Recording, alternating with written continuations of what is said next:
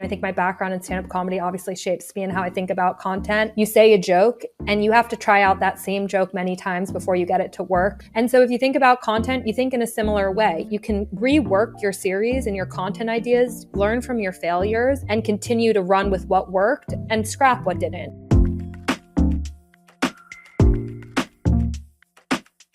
Hello, and welcome to Talking Too Loud with Chris Savage, the show that's serving up the loudest takes on building businesses, top-notch products, and unforgettable brands.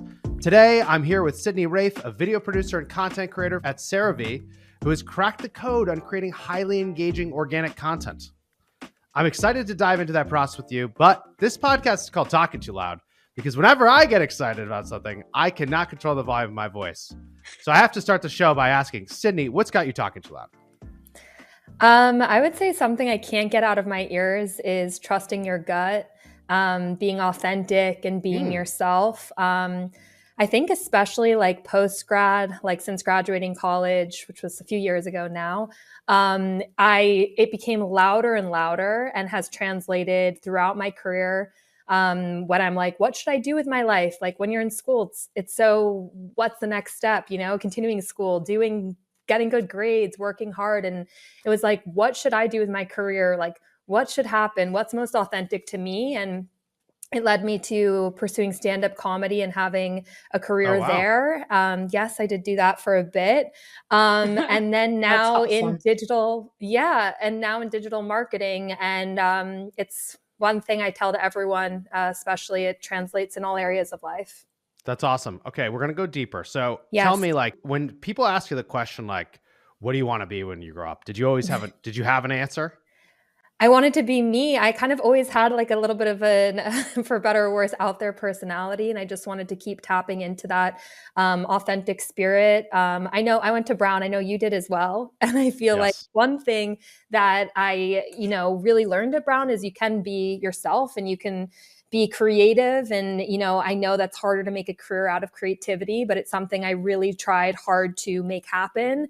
And it's taken work and it takes risk. And as I've been on this journey and have developed this career, I was like, be gutsy, be you. It kept coming in my ears. And I feel like that's your brand. Savage. Yeah, that's my brand. That's no. I very strong agreement. I mean, I've tried so many things, and when I've made big decisions and I actually haven't trusted my gut, those are almost always the decisions I regret because, it's like if you make a call and it doesn't work out and you didn't trust your gut, it's like doubly painful. Yeah. And if you make a call and you trust your gut and it doesn't work out, at least you knew you bet on yourself. Exactly. And so it took me a while to really like hone in on that. I'm also interested because it's not every day we have someone on the podcast who also went to Brown. Yeah. Like one of my experience there was like, I really didn't know what I wanted to do. Like I tried a lot of different majors before finding my way. And it was a very interesting kind of like stressful to somewhat process because I felt like I had unlimited options. Yeah. And then over time, I learned like, oh, I should just follow the things I'm like actually excited about and be willing to like change, even if it's something completely different than I was doing before, just because like my excitement is usually a good barometer for like how hard I'm willing to work and like how far I'm willing to take something. Yeah. And I'm just kind of wondering your experience with this, learning to trust your gut. Like, did that happen in school? Did that happen after? Yeah. Was there a specific thing that made you kind of realize that? Definitely there was. So in school, I studied anthropology. I didn't know much about anthropology before coming to Brown. I thought I was going to do psychology. I knew I loved talking to people is one of my favorite things, and authentically connecting. I feel like so many people, actually, this was now bringing me back to my application of when I applied to college, but I wrote about like labels. Like I feel like so many people are obsessed with, fitting into a box and certain labels. And I feel like everyone is, kind of becomes their own person, and being authentic and being yourself is the best thing you can possibly do. And then supporting other people in being who they are is another great thing. And so basically when this really started ringing loudly for me was kind of, as you were saying, like at the end of college, when I was thinking about, my career, what am I going to do with my life?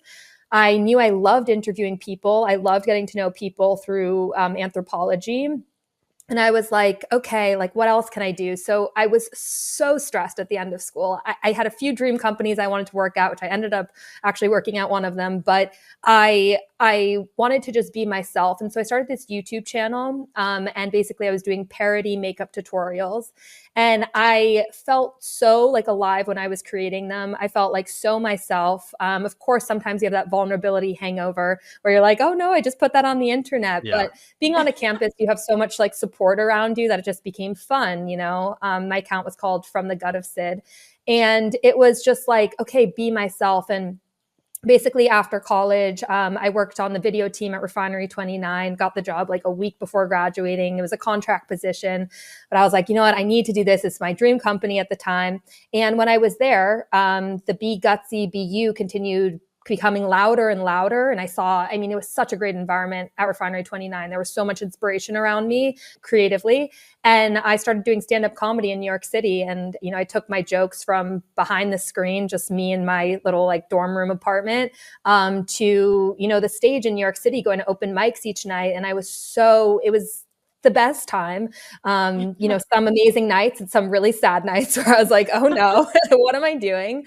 But yeah, it just kept ringing louder and louder. And, I've taken various jobs like since college, and, I've been at L'Oreal, as we said, for the past 2 years now, and it's been great. And I think what's kind of led me to where I am is it's an everyday practice, as I think we were both talking about, but trusting what's inside of you is the most intuitive yet hardest thing to do. I love that. I want to dig in here. So you took CeraVe's TikTok from 1 million paid views, I believe, to, I don't know if that's a month, but like to 1 million organic views. Yeah. And that's a large change to go from it all being paid to organic. I have a feeling that I might know some of what you're gonna say based on what you're just talking about, following your gut and being authentic. Yeah. But I want to know, like, how did you do that? And what went into your content strategy there? And was it driven also by this kind of insight? Yeah. I think, this was my first time kind of in the big corporate world. So the change happened about like a year of me being in there, and, something I talked about with my team. And it was a big conversation at the time. We're seeing all these brands on TikTok marketing, short form video marketing is becoming huge. And I think the biggest thing I've learned about being in social media is you always need to be ready to change and to adapt your strategy, because it is always changing. And so about a year ago, it was kind of in a place where we were getting a lot of views with some, paid support, of course, as I know many brands do, and has just become the norm. But when I was looking at the comments, I wasn't seeing a whole lot of authenticity, and I wasn't seeing people. I was seeing a lot of comments for sure. The numbers were good, but I wasn't seeing people always interacting with the content at hand, with the videos and our products. And so me and my boss and the team put our minds together, and we're like, we're ready to take this risk. And they trusted me to do this. Obviously with the support, I think social media is such a hard job in a way. You need management behind it. You need them to understand it won't be overnight. You need them to take the risk with you. And basically started testing and learning different series that was going to really authentically communicate and get to know our consumers. And it's the biggest lesson. I think it has been an amazing year. It wasn't immediate, but within a few months, we got to a place where, our views are now reaching what they were when we were putting paid behind it. And better yet, I think it was Gary Vee that said this. You can have, like, of course, as somebody in this world, I do look up to Gary Vee, but he said that you can have, just being like a micro influencer, you can have, 10 or 20 fans that are going to buy your products. And that's better than having like 100 people. This wasn't exactly what he said, but this is the gist. 100 people who are your fans, but aren't going to be so passionate that they're going to buy your products. And I think that's the mentality I applied. That's super cool. It's sort of like the casual. I think when I think about podcasts, Yeah. similarly, it's like the casual listener versus like the devoted listener. Same thing Mm-hmm. with brands, right? It's like the Yeah. casual sort of consumer versus the very loyal, like, will ride or die for your brand. So I'm curious. I use CeraVe. Um, very happy with my face wash. What were some of the things that you were doing on the organic side that you felt were able to like break through that noise and connect with a more engaged and authentic audience. Yeah, so I think it was really rethinking the content we were putting out there. CeraVe's developed with dermatologists, so we are a very medical focused brand. And TikTok is a very fun, relatable platform that, I would say to any brand out there, you can't sell like openly on TikTok. You got to be yourself. You got to figure out what that personality behind your brand is, and that's how you're going to win. And that's what we did. CeraVe's been winning for years, of course, but it was kind of applying that learning to our TikTok strategy. So one thing was specific product recommendations based on people's skin type. So again, I think another point that we had talked about over email or something was hyper-personalized content. So that's kind of what we did. We personalized the content for our consumers. And one way is by tapping into skin type. Another way is by answering comments directly. Another way was by showing how our products are made. So I went to our labs in New Jersey. I'm based here in New York City. And I showed like how this machine creates our products. For me, it was super fun. I'm sure you guys don't know. I didn't know. And so I created a video like that. So I feel like for any brands that can let their consumers into the experiences that are authentic and that are interesting, that's kind of how you start thinking about organic wins. You also talk about how with the paid strategy, you're getting a lot of views, but you're looking at the comments and something was off. Mm-hmm. I think that's really interesting because like what it sounds like happened is that you got actually a ton of learning from the paid side. Yeah. And then it was like, oh, I think like it's probably people complaining about some of the ads or missing things or things feel out of touch or whatever. But you wouldn't have heard that otherwise, I assume, if you didn't have something in market. Yeah. And then you figured out from that how to go organic. Do you think is that what happened? I would say more or less. I think we saw so many, we're always benchmarking and learning against our competitors. And we saw, these younger indie brands being super relatable on the platform. Okay. And, of course, TikTok trends, everyone's tapping into them. And some brands are only doing TikTok trends. And, my philosophy, I've been working in like kind of this space for a while, doing freelancing before L'Oreal, was that trends are good to connect with your consumers, but they can't be all that you post, because after a while, people are going to want to follow you for your original series. And so what we did is we kind of created a mix of where we have trend-based content, once a week or twice a week when we were starting this new strategy out.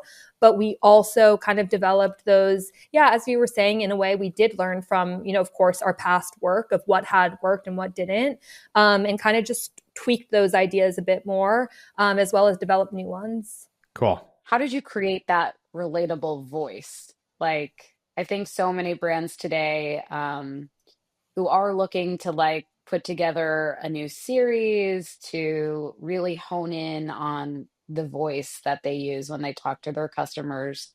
Some of them obviously have a great starting place because they have the paid side. Some of them are like, where do we start? So like, Yeah. how do you find the voice?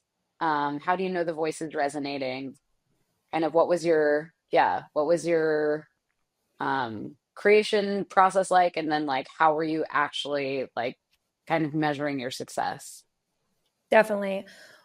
Well, I think like from what I know about about the world, I know like people do market research when they're developing a product, and I think we call market research in a way. I feel like in the social world, social listening, and I think that you have to do social listening and market research when you release a product, but you have to continue that.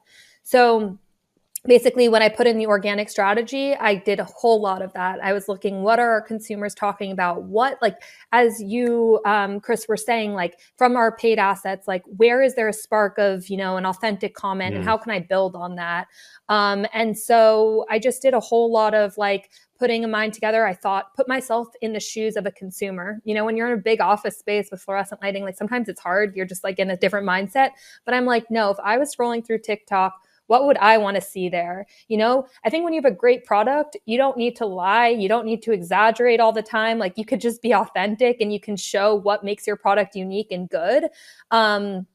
doing it in an engaging way is another challenge, but I think we had an amazing product to work with. And it was just about, listening to what our consumers wanted more of. And I also really encourage brands to do this by, responding to comments. I think TikTok's an amazing platform, but of course all brands should also be on every single social platform. So there's Instagram. One way that I've done this in like a lot of my past roles was by doing a lot of polling and Instagram stories. It's the best way to really talk to your audience, or doing lives and saying, hey, comment. And maybe you get 5 people, but those are authentic recommendations that you can go back and apply. So I feel like any way you can interact with them is the best. Those are the best learnings for me. And the videos that you're making and putting out there that are really authentic and showing behind the scenes, like, yeah. Can you walk people through, what the production looks like and who's on camera? And even I'm also thinking about like approval. Like you talked about management being aligned with the approach, like just that whole kind of process. If someone think of the viewer who's like, I want to do this. Yeah. This makes sense. But like, I don't know, should I do it on my phone? Should I do it on my computer? Should I check in on everything? Like, how do you, based on you've made this really successful, how should people think about that who want to try to figure it out? Definitely.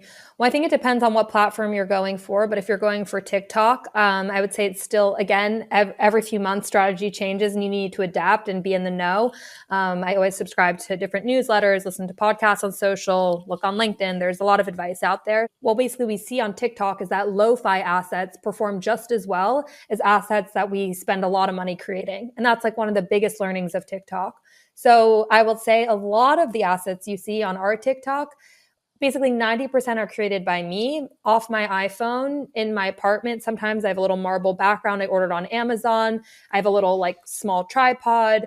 Everyone has CapCut. We have so much at our fingertips these days. It doesn't take a whole lot. You don't need to have a huge budget to get started. You just need to have a creative mind, someone who understands, kind of willing to look at what works, test and learn. I always am thinking, I know it's all out there, but the hook is of course very important, the first 5 seconds, and keeping it short, keeping it tight. That's one thing I learned from stand-up comedy and joke writing. And then, it's just me editing, work with what you have. So I also create, if I'm in the office, I grab employees, and we don't necessarily like at CeraVe on the TikTok highlight like always the employees' personalities, although that's one tactic some brands use. But I use our employees to talk about their skin type. So let's say I have an employee, like a coworker with oily skin or acne-prone skin. I'm like, hey, can you come film an acne-prone skin routine with me? And we'll go into the bathroom. Again, authentic. It doesn't need to be a huge production set. And we'll film it, and I'll be there with the camera. I'll be doing a little bit of directing, but it will just be like, we see UGC content, it works so well. And that's just an authentic consumer using our products in their routines. And I applied those learnings, and just lo-fi content, I will say, wins on social platforms. So. And what about approvals? Like, let's say you're taking a risk with the brand. Yeah.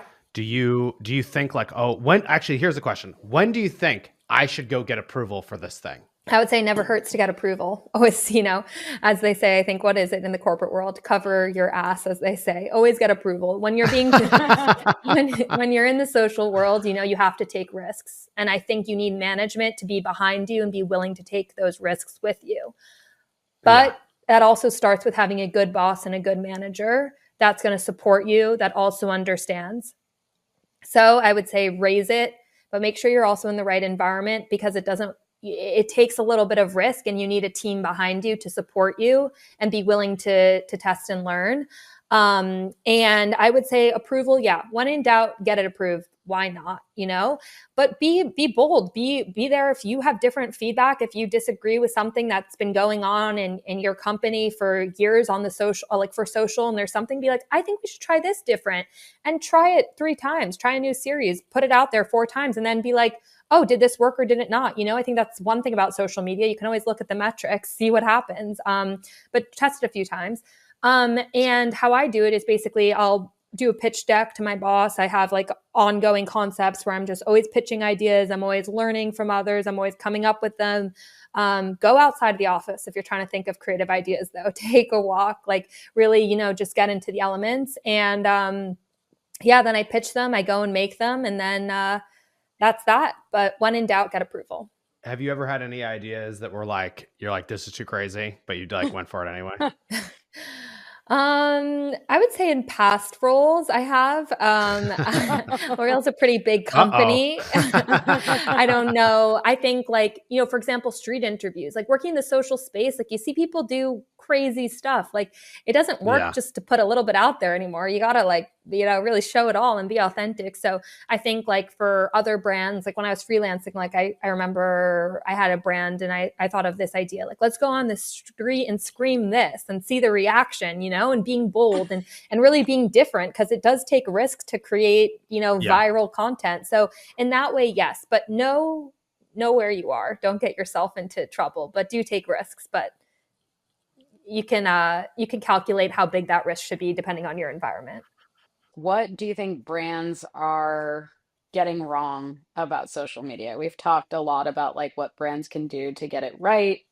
Are you seeing things that you're like, oh no, like they are missing the mark, they're not understanding the landscape? Yeah. I would say being too salesy. I know it's been traditional marketing to do that, but that will not work on TikTok, especially. And it won't work on most social platforms, because on social platforms, you have people following their friends for the majority, right? Or influencers or people they just like enjoy their lives. And then you have brands trying to sell stuff and get their messages across. And you need to fit into that language. So the best way is to tap into the personality behind the brand and to create that, type of engaging, authentic content that will resonate. So that's one thing I would say. Don't be too salesy. But my strategy is work in the product at the end. So hook the viewer with an interesting, little phrase like I remember one successful TikTok that we had is stop cleansing your face the wrong way. And then had a dermatologist speak on the right way to cleanse your face. So hook them Hmm. like that, share something authentic, and then give great advice, give like actually something of value, and then share your product. Because if you have a great product, as I said earlier, like it shouldn't be that difficult to spread the message. But I would say work it in the product at the end of your asset. You talked about this earlier and you kind of referenced it again, but let's talk about hooks. So Yeah. can you give us some examples of hooks that work that you Yeah. found for you all? Well, we just heard one. Stop the Yes. I stop doing it stop. wrong. Stop. Maybe you can give me a product and I'll give you a hook for it, Ooh, yeah. or like flowers or something, and then I'll think of, okay, how would I go about this? I mean, I don't know why I'm thinking of like Coca-Cola, but Okay. Well, now I'm thinking about Olipop and Poppy and all the alternatives, but okay, then do one of Yeah. those if that's Do better. do Go no. for do that. that. Okay, so I would say start if there's a visual hook. That is always really great. So that's the first thing I always look for. So like for our products, if there's like foaming, if it can like foam a lot, or if you're working in the beauty space and you have a mask that's like peeling, oh my gosh, we see that work so well. Or like um any kind of like example, like people love watching pimple popping, like Dr. Pimple Popper, he was so big. So get a visual hook, and then again Yeah. share your story. So that's one thing I'll always look for. And then two, I would say like try to think of like, okay, is it something authentic that you're selling, and what is that? So like I guess like if I were to think of like my career and think of it as like a hook, I'd be like how I didn't go into what was everyone doing at the time? Consulting, and I trusted my gut and I went for a creative career, and how what has it been 6 or 7 years since college, it paid off, or something about like immediate satisfaction versus long term.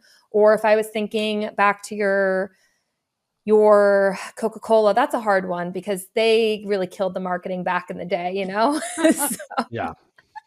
with Well, with I getting mean, maybe consumers. that's like the opening of the can and like the Yeah, spritzing or like I mean, it's even interesting to think about the visual hooks because I think people don't go to that. Like if you yeah, haven't done this, we've jumped in this conversation where we're talking about video, we're talking about social specifically, hmm and then we're talking a lot about like short form vertical video on platforms where like the engagement of the content, the uniqueness of the content is what causes it to take off, yeah, right? Like TikTok is not all about subscribers. no, It's about what is the most engaging thing. That's what definitely. wins. And so we've zoomed in.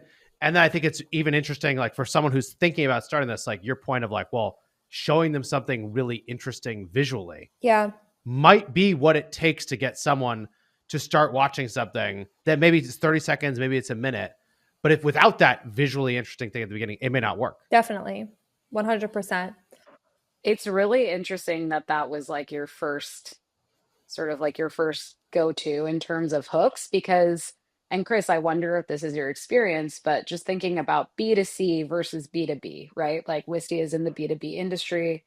Lots of other SaaS companies are figuring out how to show their product. It's not like a Yeah. product that froths or a Yeah. mask that peels. So like, is there something that you feel like B2B could learn from B2C or like how you would think about visual sort of hooks differently if you're talking about software?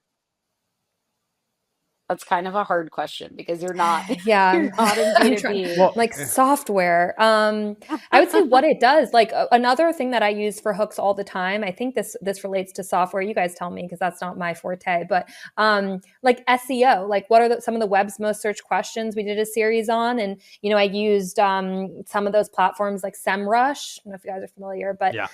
yeah. So like I don't know much like about SEO, but of course it's another way of doing social listening. See what your consumers are searching for. You can even just use Google, for this.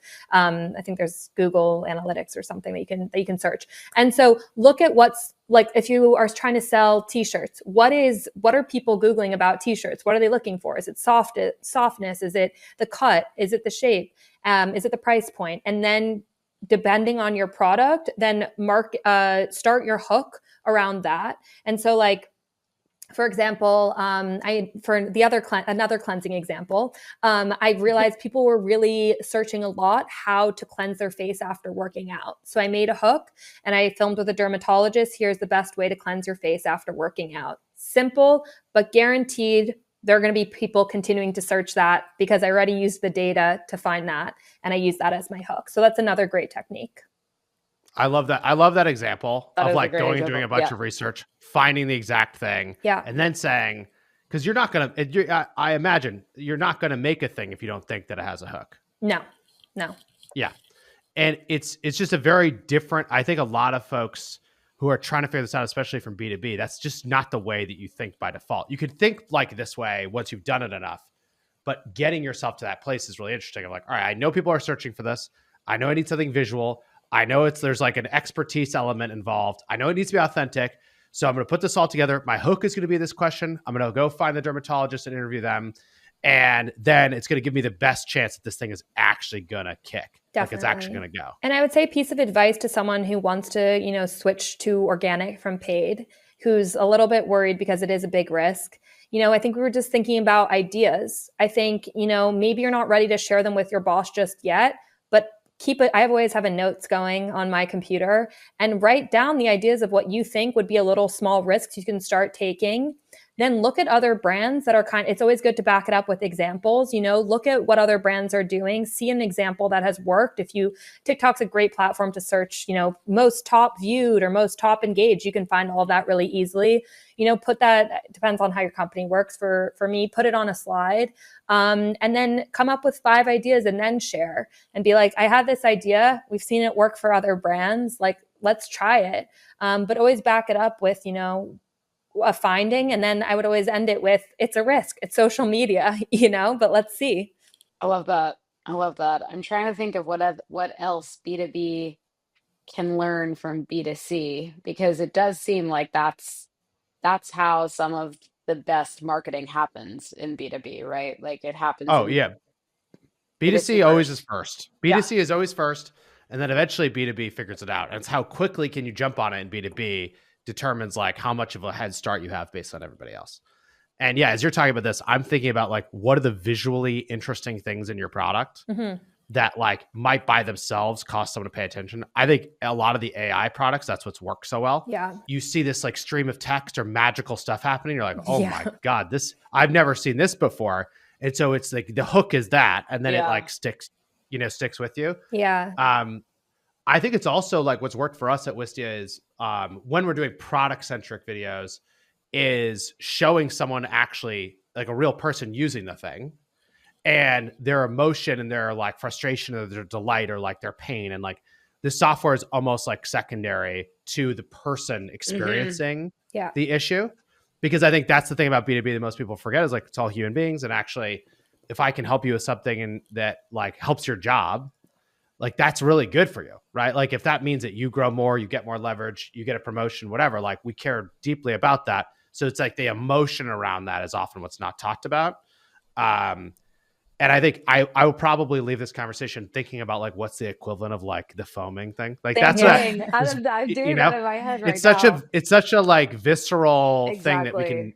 that you can picture, Yeah. and that like we've all been like sucked in by. So like what's the equivalent of that in B2B is like a really interesting question. Definitely. And I think that, with AI and CGI out there, like CGI is very expensive still, but one day it won't be. There are so many ways that even if your product doesn't have like a visible, like, let's say it's just like a t-shirt and like, I don't know, maybe it doesn't have like that. I keep using t-shirts as an example. I'm just thinking like a plain Hanes t-shirt, like how to market the most general thing. But you can think about how to use technology that's out there in these softwares to put a visual element on that. So I feel like CGI, I don't know, I'm sure you guys have seen this on your Instagram, but like the puppies coming out of scoops of ice cream, like obviously so CGI, but like I love it. Like I really do. That's all the generative video stuff. Yeah, exactly. I mean, we launched a couple of weeks ago, we launched in Wistia, you can dub videos from one language to another. So awesome. like if I'm talking in English, you can like create a version of me. It's just exactly the same, everything you said, intonation, but now I'm speaking Spanish, and it reworks the lips so that it like matches. That's amazing. This is quite visually interesting. Yeah. And so it's done incredibly well. That's because amazing. like I think you can instantly see it and feel it. But yeah, I think a lot of that stuff is interesting because like the puppies kind of have ice cream is like remarkable. Like we've never seen it. And in like a year, we'll probably be pretty tired of that. Yeah. So it's going to be like, what is actually the most, it's probably going to be like, what's the most creative thing, most well done thing, definitely thing that ties like it's just interesting to back to your point of this constant change. Definitely. And I think what you just said about, Wistia's new feature about being able to change the language of the person, I think that plays so well into kind of what I was talking about with the hyper personalization of content. Yeah. Because for me, I sit on the global team at L'Oreal and CeraVe's, which means we serve the markets around the world. And how we can personalize the assets to those markets is another thing we really have to think about. And I think for brands, we think about TikTok, the For You page, it's number one of personalization out there. So I think features, as much as you can use like software and technology, like you were just saying, like to change the speech to Spanish for that market is incredible. That's going to resonate with your consumers so much more than putting just captions. So that's super awesome. Yeah, it's cool to see how quickly things are changing. And I'm kind of zeroing in on this change piece because you talk about it like it's not a big deal. Like it's kind of exciting. Where you're like, oh, well, like every 3 months, like the rules are different. So like, and you do seem optimistic. So tell me, like, I think, again, this is one of those things that feels often extremely intimidating to people. Yeah. Like the why is it frequency not of the change? The frequency of change, the volume of change. Why is it not intimidating to you? Like, what do you know? What do you trust in your gut that makes you feel good about this?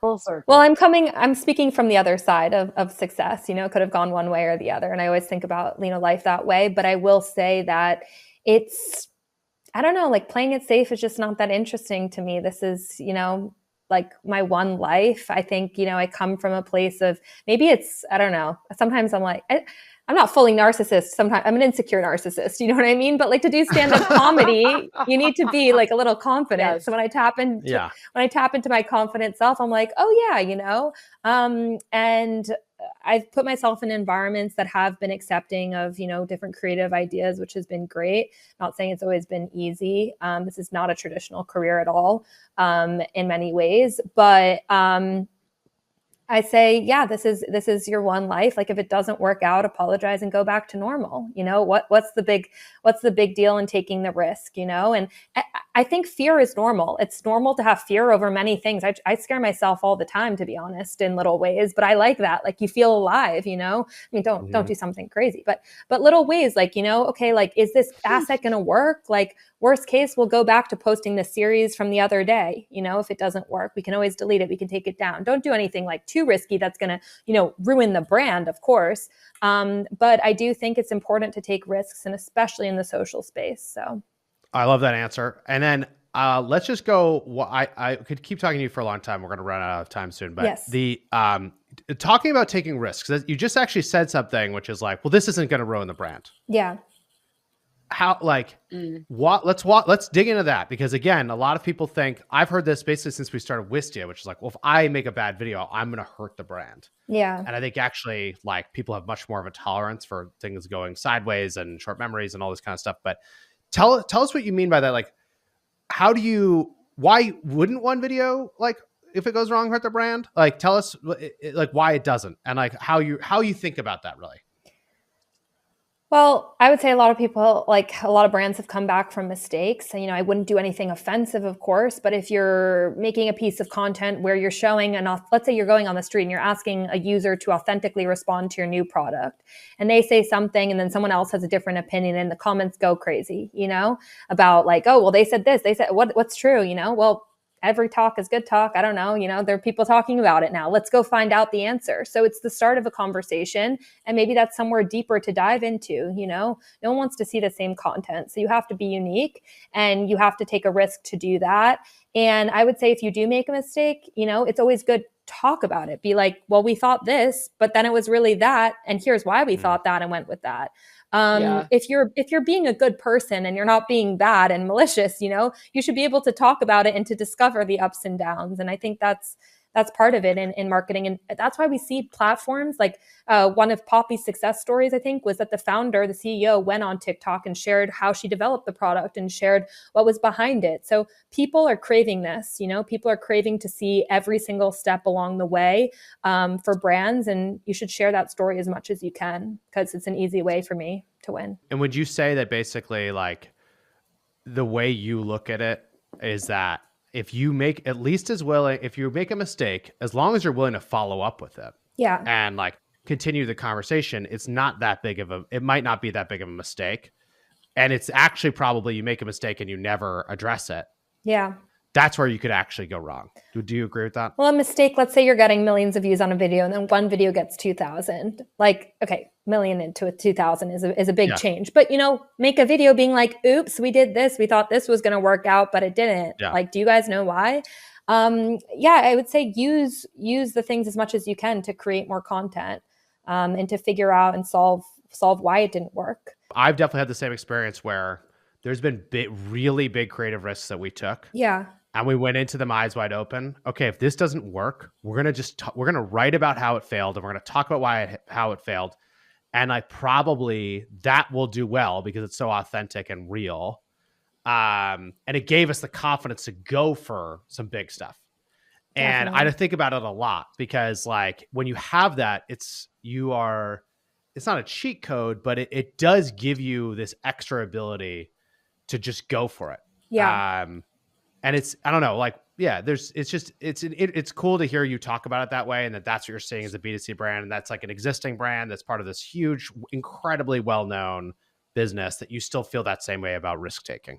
No, I do. And that's what you just said is like a great thing. You know, I always thought about this in terms, you know, I think my background in stand-up comedy obviously shapes me and how I think about content. And I think, you know, you say a joke and you have to try out that same joke many times before you get it to work. We see comedians who are famous do that each night. I go to a Comedy Cellar all the time in New York City. Monday night is like new joke night. And you see these comedians rework these jokes for months before they go on tour.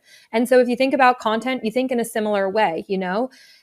The problem with social is sometimes people want it overnight, people want it fast, but you can rework your series and your content ideas, learn from your failures, and don't always see it as like a complete failure. You were just saying that, like, learn from it, take the bud, take the learnings, and continue to run with what worked and scrap what didn't, you know?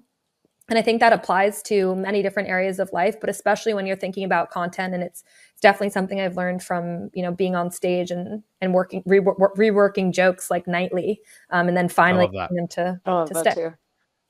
How often do you go to the Comedy Cellar?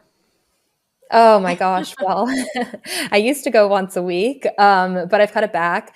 I try to go like once every 2 to 3 months. I love it. I just went when SNL 50 was happening in New York I was just City gonna because say Oh, yes I know, to probably an that. Oh insane my lineup. God. I You waited with saw a all of the friend. greats. Yeah, we saw Ray Romano and Aziz and who else? A few others, but yeah, I knew it was going to be a good weekend, and I was like, okay, we need to go wait in line. But That's it's awesome. the best. Yeah. This has been an amazing conversation. We're going to jump into the rapid fire section now. So I have a few questions for you. Perfect. Pretty easy. Just whatever you think is the answer, you tell us. Shout it out. Okay.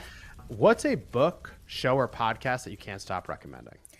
A book. I would say Think Like a Monk by Jay Shetty. Never read it. Amazing book. Okay. Add it to the list. That'll be delivered here in 30 minutes.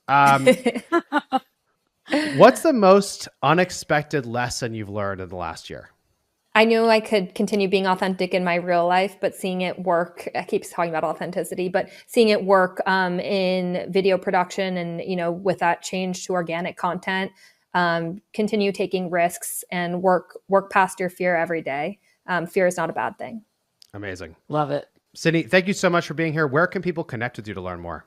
Sydney Raiff on LinkedIn. You can follow me on Instagram too, but it's different there, It's different there.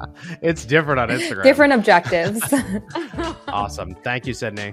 All right. Thank you guys so much. I love how excited Sydney is. And, she's got to figure it out. Like authentic, real content, showing up, trusting your gut. I mean, we're speaking the same language. It was what a fun guest. Truly, she can speak savage. Mm-hmm. It was very cool to hear how her stand-up comedy career has influenced her creative career as a video producer, and just that habit of like taking risks and perfecting jokes and applying that to social media, taking risks, learning from your audience, iterating on the idea, and then, serving up some really authentic content. I loved the connection there. I thought that was super cool. We talk about this on the show a bunch about like what B2B can learn from B2C, and I feel like there were some really good takeaways for folks on marketing teams who are looking to like experiment with their social media content. Did anything jump out at you? Yeah, for sure. I think that it's kind of interesting, right? Like TikTok is an extreme version of this. YouTube Shorts is trying to do this. Instagram Reels is trying to do it. But basically that the subscriber doesn't matter as much. Like the follower count is factors in, but it's much, much less than it used to. And instead it's about how do you make content that actually sticks out and is truly engaging, right? So it's almost like what was the thumbnail or the title or the subject line of the email is now the hook. So what's the hook? And so when Cindy was talking about the hooks and thinking first and foremost about what are the hooks that are going to match what are other people already searching for and thinking about, and then secondly, like what is the visual hook piece, I thought was just so interesting, because when you start to, if you've made a lot of content for social, you start looking for that, and you start seeing it, and it's often like really surprising things. Marcus Brownlee, you know who he is, like the tech reviewer. Oh yeah. MKBHD. I'll watch his stuff every once in a while. I like trust him. And so it's like nice if I'm like looking up some tech, some new thing that I came across one of his videos the other day, and it's him just talking to camera, but he popped out of some bushes. He was like in some bushes and just came out like pushing through them and then just gave a regular talk to camera. And it took me like 30 seconds to realize like, wait, did he start in the bushes? Was that his hook? And I went back and I was like, oh, that is what he did.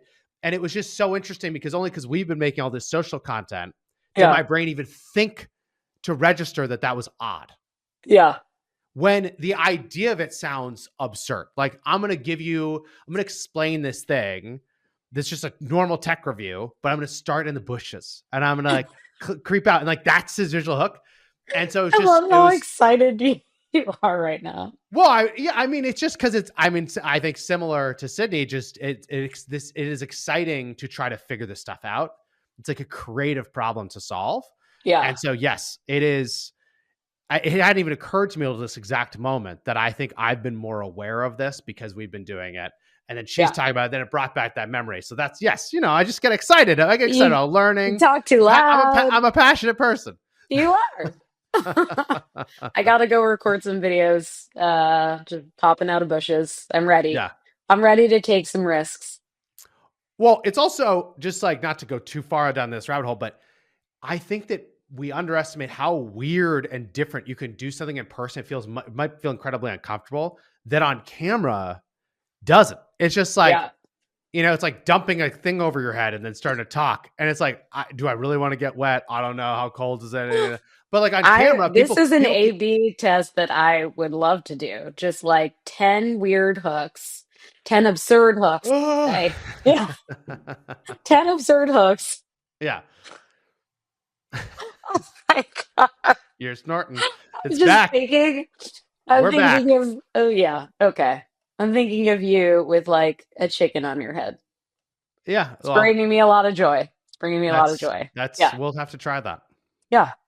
Yep.